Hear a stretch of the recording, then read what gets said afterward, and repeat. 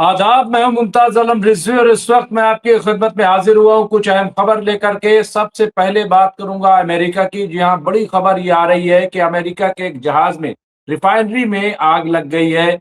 जी हां, खबर ये बताई जा रही है कि ट्रंप ईरान के तेल को तबाह करने चाहते हैं, लेकिन अब ये खबर आ रही है कि ओक्लाहोमा में, अब ये खबर आ रही है कि ओक्लाहोमा में एक अमेरिकी रिफाइनरी में जबरदस्त धमाका हुआ है। अभी तक पता नहीं चल सका कि आखिर ये धमाका कैसे हुआ है, किसने किया है, क्या ये जंग का हिस्सा है या फिर ये किसी लीकेज की वजह से हुआ है, कुछ भी पता नहीं चल रहा है। लेकिन ये जो रिफाइनरी में धमाका हुआ है, इसने कहीं ना कहीं अमेरिका को हिलाकर रख दिया है। अब देखना यह है कि अमेरिका की तरफ से इस पर क्या जवाब आता है या कोई ऑर्गेनाइजेशन इसकी जिम्मेदारी कबूल करती है।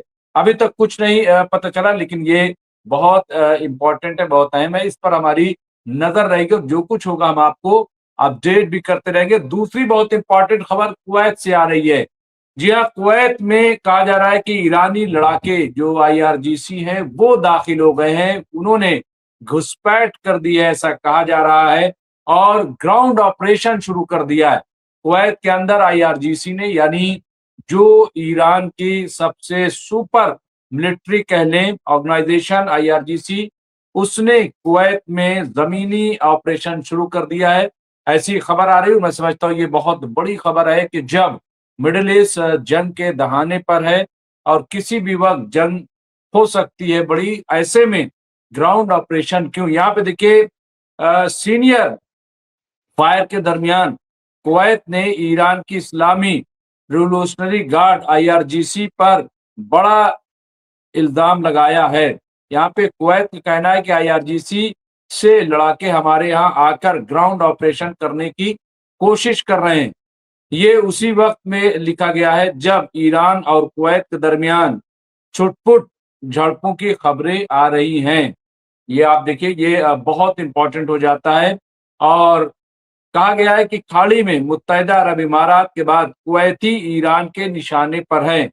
कुवैत पर जंग के दौरान 1500 हमले हुए हैं, ऐसा कहा जा रहा है कि 1500 हमले ईरान की तरफ से किए गए हैं। तो ऐसे में क्या वाकई यूएई के बाद कुवैत जो है वो ईरान के निशाने पर है या फिर इसके पीछे कोई साजिश है, क्योंकि ईरान जो है वो इस पर कई बार अपनी सफाई दे गया है। लेकिन यहाँ पे बिल्कुल क्लियर है, क्योंकि दावा यह है कि 1500 हमले अब तक किए जा चुके हैं।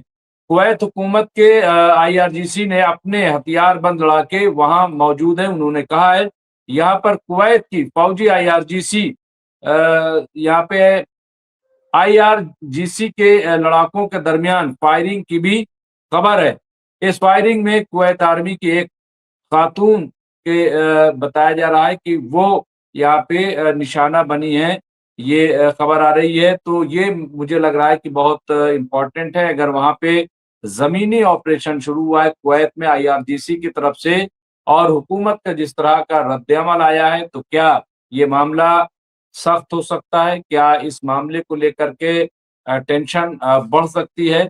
इस पर भी हमारी नजर रहेगी। हालांकि यहाँ पे देखिए, जंग में पहली बार ग्राउंड ऑपरेशन की तकरीब, ऐसा कहा जा रहा है, ईरान पर अमेरिका के दरमियान 28 फरवरी को जंग की शुरुआत हुई थी। अमेरिका और इजराइल ने 40 दिन तक जंग लड़ी थी और ताबड़तोड़ हमले भी किए थे। वहीं ईरान ने जवाबी कार्रवाई के तहत यूएई, कुवैत, बहरैन और कई मकामात को निशाना बनाया था। ताहम पहली बार ये देखने को मिला है कि जब ग्राउंड ऑपरेशन की कोई खबर आ रही है, ये पहली बार कहा जा रहा है कि ग्राउंड ऑपरेशन ईरान की तरफ से किया जा रहा है। अब तक ईरान ने मुत्तहिदा अरब इमारात या दूसरे गल्फ मुल्क पर सिर्फ मिस्र और या मिसाइल और ड्रोन से ही हमला किया था, लेकिन ग्राउंड ऑपरेशन के बारे में बताया जा रहा है कि ये पहला ऐसा वाकया है कि जब ये कार्रवाई की जा रही है, तो ये बहुत ही तशवीशनाक बताया जा रहा है। तो यहाँ पे आप देखिए कि बुबोइन आइलैंड को कुवैत का सबसे बड़ा आइलैंड माना जाता है। ये फारस की खाड़ी के उत्तर पश्चिम कोने में वाक़ है। इसका क्षेत्रफल करीब 333 वर्ग मील बताया जाता है। कुवैत की सुरक्षा और सीमा के लिए इसे काफी अहम माना जाता है। ये द्वीप की खाड़ी के दाखिले द्वार यानी प्रवेश द्वार के करीब है। खाड़ी युद्ध के दौरान भी ये द्वीप काफी सुर्खियों में रहा है। यहाँ पे देखिए, ये इसके अलावा यहाँ पे ईरान और अमेरिका के बीच अब तक परमाणु समझौते को लेकर कुछ भी फाइनल नहीं हुआ है। ईरान के ताजा प्रस्ताव को अमेरिका ने खारिज कर दिया। अमेरिका के राष्ट्रपति डोनाल्ड ट्रंप के मुताबिक ये प्रस्ताव पढ़ने लायक भी नहीं है। ट्रंप ने कहा है कि सीजफायर जो है वो लाइफ सपोर्ट पर है। तो ऐसे में इस तरह की खबर जो है वो बड़ी अहमियत की हामिल है। तो बहरहाल ये इम्पोर्टेंट थी जो हमने आपके दौर में पेश की है। कुछ और खबरों की तरफ हम बढ़ते हैं और उस पर रोशनी डालते हैं। सबसे इम्पोर्टेंट यहाँ पे सैयद अब्बास अराक्ची को लेकर के है, वो बहुत अहम है। इस्लामी जमहूरिया ईरान के वजीर खारजा ब्रिक्स के रुकन ममालिक के वज़राए खारजा के इजलास में शिरकत के लिए नई दिल्ली जाएंगे। ये खबर आई है। इस दौरे के दौरान ब्रिक्स वज़राए खारजा की मीटिंग में शिरकत के अलावा जो हिंदुस्तान की सदारत में जुमेरात और जुमा 15, 14 और 15 मई को मुनक्किद होगी और इलाकाई इस्तेहकाम, कसीर जेती, ताउन और इक्तसादी लचक पर यानी इक्तसादी उमूर पर तवज्जो मरकूज करने के साथ वजीर खारजा यानी जो विदेश मंत्री हैं के साथ बातचीत और ख्यालात का तबादला ख्याल भी किया जाएगा। यहाँ पे डॉक्टर सुब्रमण्यम जयशंकर हिंदुस्तान के वजीर खारजा हैं, ने दीगर वज़राए और ओहदेदारान के साथ मीटिंग में भी शरीक थे। यहाँ पे बताया गया कि मीटिंग 18वीं ब्रिक्स सरबराही इजलास की पेशकश के तौर पर काम करती है, जो इस साल सितंबर में हिंदुस्तान की सदारत में नई दिल्ली में मुनक्किद होने वाली है। ये देखिए बहुत ही इम्पोर्टेंट है और ये खबर पहले भी आई है।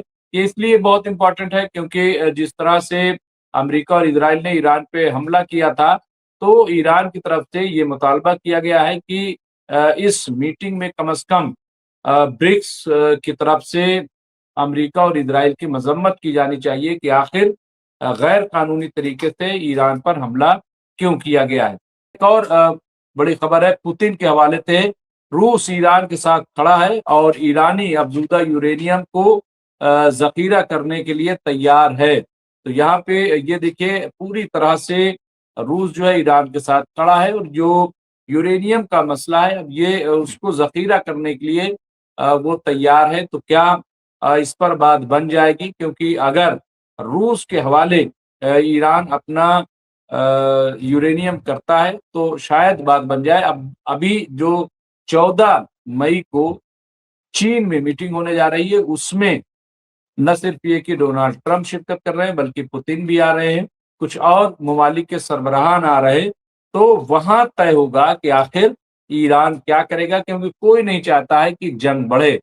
क्योंकि अगर जंग बढ़ेगी तो दुनिया में बहुत बड़ा बहरान पैदा हो जाएगा, न सिर्फ ये कि गैस और तेल का, बल्कि खुर्दनी अशिया यानी खाने पीने की चीजों में भी और खेती करने वाले सामान में भी काफी मुश्किलात का सामना हो जाएगा और इसके असरात फिर देर पा होंगे। क्योंकि अगर ढंग से खेती नहीं हो पाई और सामान लोगों तक नहीं पहुंचे तो जाहिर सी बात है कि फिर ये इसकी रिकवरी जो है वो जल्दी नहीं हो पाएगी। पूरी दुनिया जो है वो एक बड़े नुकसान की तरफ चली जाएगी। तो इसलिए हर कोई चाहता है कि कम से कम बातचीत से मसला हल हो जाए और मुज़ाकरात का आगाज हो जाए।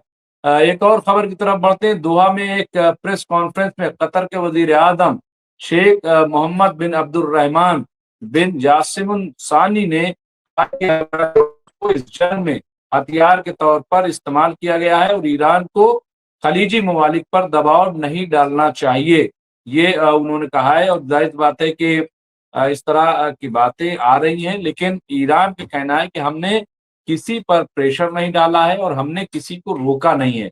हमने सिर्फ उन ममालिक को रोका है कि जो इजराइल और अमेरिका से ताल्लुक रखते हैं, और ये इसलिए किया गया है क्योंकि हमें खतरा है। बाकी जो जहाज हैं, जो टैंकर हैं, वो स्ट्रेट ऑफ हॉर्मुज से गुजर रहे हैं, उनको गुजरने की पूरी इजाजत है।